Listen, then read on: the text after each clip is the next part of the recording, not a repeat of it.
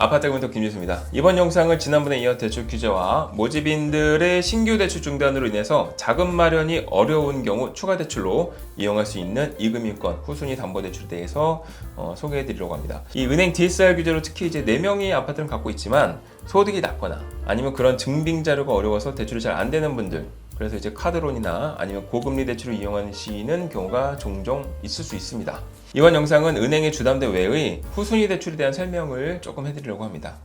선순위 담보가 설정된 아파트에 추가로 대출을 받는 게 이제 후순위 담보 대출이죠. 세입자가 살고 있거나 이미 대출이 있는 집도 가능합니다. 생활자금으로도 많이 활용하고 혹은 이제 사업자금이 필요할 때 사업자금 용도로 사용을 제일 많이 하죠. 투자자금으로도 사용하는 경우가 종종 있습니다. DSR에 여유가 있다면 은행에서 생활안정자금 목적으로 후순위 담보대출을 받을 수 있지만 DSR 한도가 부족하다면 상호금융권이나 아니면 저축은행, 캐피탈 등에서도 담보를 제공해주고 후순위로 대출을 받을 수 있는 그런 상품입니다. 후순위 대출은 근저당 설정 순위가 2순위 또는 3순위이기 때문에 금리가 아무래도 일반 주담대 금리보다는 상대적으로 높을 수밖에 없습니다. 아무래도 이제 채권에 대한 부실률이 높기 때문에 금액이 이제 금리로 반영이 되는 거겠죠. LTV 같은 경우는 현재 아파트 시세의 조정과 그리고 금융사의 여러 상황으로 인해서 자영업 혹은 사업자라면은 아파트 시세의 최대 85%, 신규 사업자라면 80%에서 이제 결정이 될 것 같고요. 물론 이제 담보로 할 아파트의 지역과 차주분의 컨디션에 따라서 LTV는 좀 달라질 수 있습니다. 저희 아파트 금융톡으로 상담 문의 주신 분들 중에서 솔루션을 받았던 그런 사례를 정리해서 좀 소개해 드리려고 합니다. 우선 A 고객의 사례인데요. 자금의 목적은 주택 갈아타기 목적으로 담보대출이 필요한 상황이었습니다. 담보물건은 경기도 광명시에 있는 아파트였고 시세가 약 9억 5천 정도.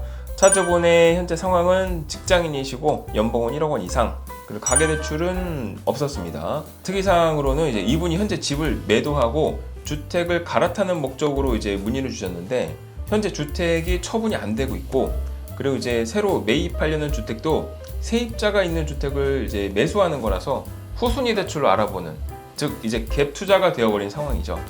본인은 이제 또 2년 정도는 따로 월세로 거주하고 그리고 나서 새로 구입한 아파트에 세입자가 퇴거할 경우 다시 또 입주하는 이제 그런 방식을 선택하면서 대출을 알아본 그런 경우였습니다. 자, A 고객의 경우는 가계대출 자체가 어려웠던 상황이었습니다. 자, 왜냐하면은 주택 매입을 목적으로 대출을 받으실 때에는 첫 번째가 기존 주택의 처분 조건으로 대출을 받으셔야 됩니다. 근데 문제는 처분이 안 됐죠.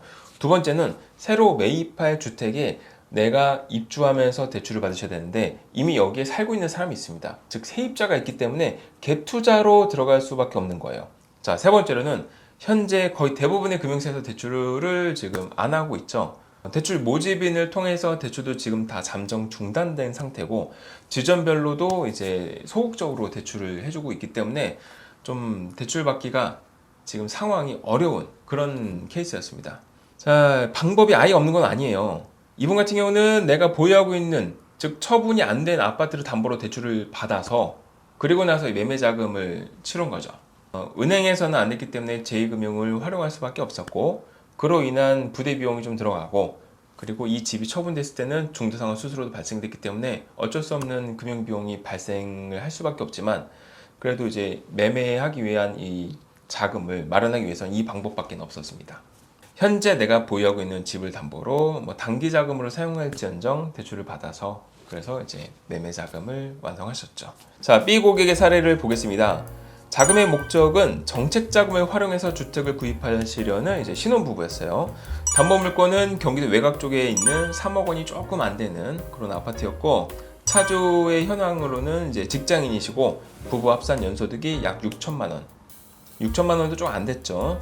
가계대출로는 이제 보금자리론 한도를 이미 알아본 상황이었고 그게 이제 70%까지 대출이 나온다 이렇게 안내를 받으신 상황이었습니다. 특이사항으로는 말 그대로 영끌족이었어요. 많이 무리해서 진행하시는 분이었어요. B 고객의 경우는 정책자금을 이용하기에는 조건이 다 부합한 그런 차주분이셨어요. 부부 합산 소득도 그렇게 높지도 않고 그리고 이제 매입하시려는 이제 주택의 가격도 이제 그 범위 내에서 높지 않은 그런 아파트였고 다만 이제 너무 영끌하시는 거라서 거의 아파트 시세의 90%에 육박한 대출을 알아보시는 분이셨어요. 우선 이런 경우는 제가 그닥 추천하지는 않습니다. 그래도 뭐 이미 계약을 하셨으니까 자, 우선 이런 경우는 신용대출을 미리 받아 놓으시고 그리고 나서 정책자금 대출을 실행하셔야 됩니다.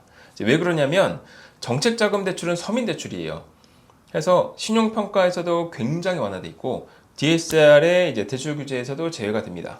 그렇기 때문에 자금이 부족하다면 미리 금융권에서 신용대출을 확보해 놓고 그리고 정책자금을 실행하시는 순서를 권장합니다.